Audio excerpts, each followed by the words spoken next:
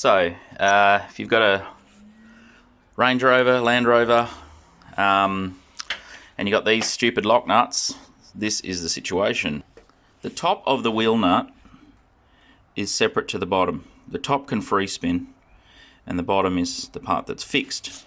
There's obviously slots cut in it so that your lock nut tool can go over the top of the nut. You're supposed to put it on, spin it around till it engages the second section, and then wind it out.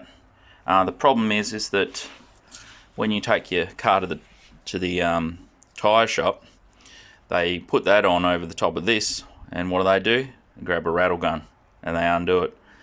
Now the top bit, that's hardened steel. The bottom bit seems to be a lot more brittle, and as you can see on these slots, on just the bottom section here, all the corners have been snapped off.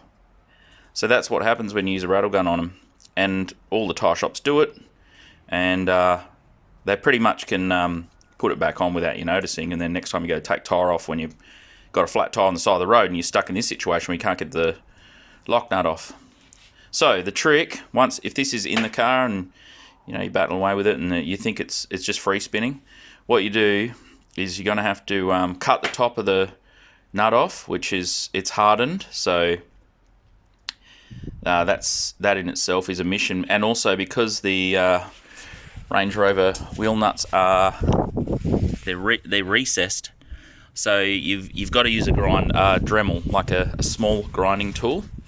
I don't know, Dremel is what we call it, but it's like a small, you can use an air operated one, whatever. You need a small grinder with maybe even just like a 1 inch or a 2.5 centimeter cutting disc on it, and you've got to cut across in the top and then grind out a hole.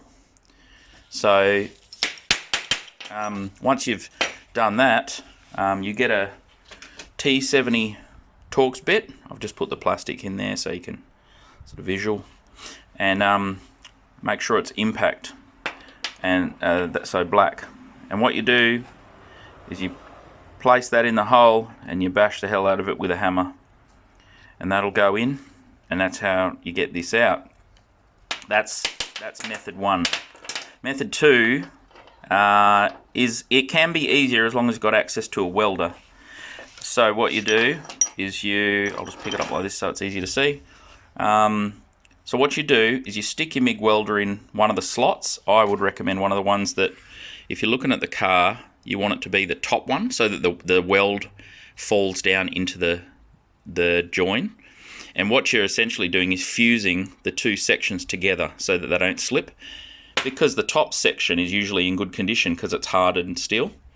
So you weld one slot there just like this, and then what you have to do is get your Dremel tool or something and grind out the one slot that you welded.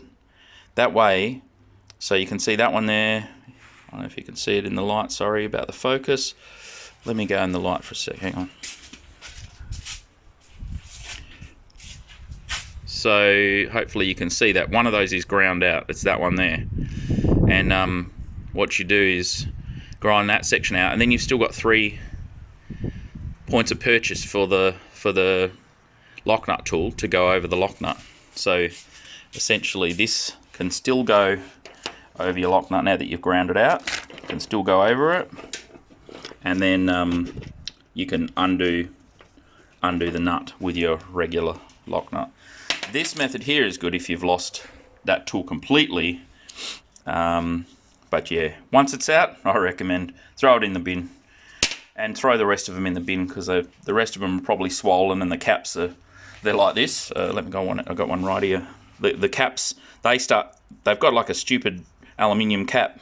I don't know, I'm assuming it's aluminium, like tin foil cap that goes on the nut, hard to get off, and it also free spins, so you can't get your nut to come off for the other 4. This is what's on the other 4. Anyway, hope that helps Land Rover, Range Rover, Jaguar owners out there. If you just like fiddling with your car yourself, and yeah, the wheel nuts are a real hassle, but I'm telling you, that's the shortcut, easiest, quickest way, that less frustration. Just do it that way and you'll love it. Alright, thanks for watching. Please subscribe.